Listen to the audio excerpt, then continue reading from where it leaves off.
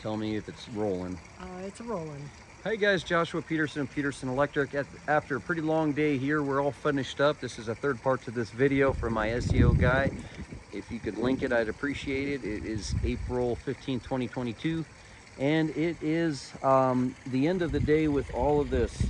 So my son and I dug all this out, and the two wonderful ladies helped us pull this over, and we got the membrane put in here, and it's 4.5 foot deep there, and it slowly goes up to about 36 inches here. We left a little pit right there to have the filter.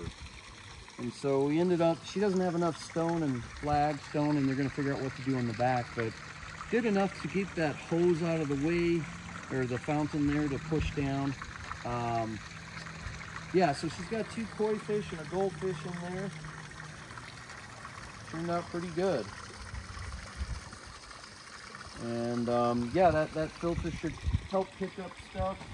Right now we just have the pump in the deep of the bottom there, but the pump will end up eventually going in here, trying to measure to make sure that this filter is able to collect the pine needles and whatnot. And they're just going to continue with more stone. Possibly they could get more membrane there to keep the weeds out too, unless that's what they want to do, get weeds and moss. That would look nice too. But yeah, we took the Kubota and just rounded that out.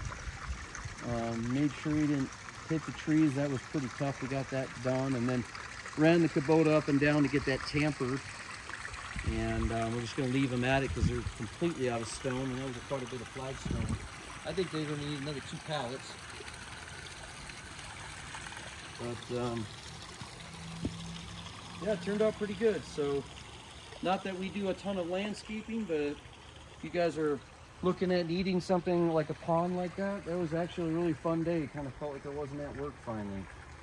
So, but again, keep in mind, you get a dedicated circuit out there. They already had that done under that garden years ago, which helped out. You could do a little stump post like that, and that worked out really well.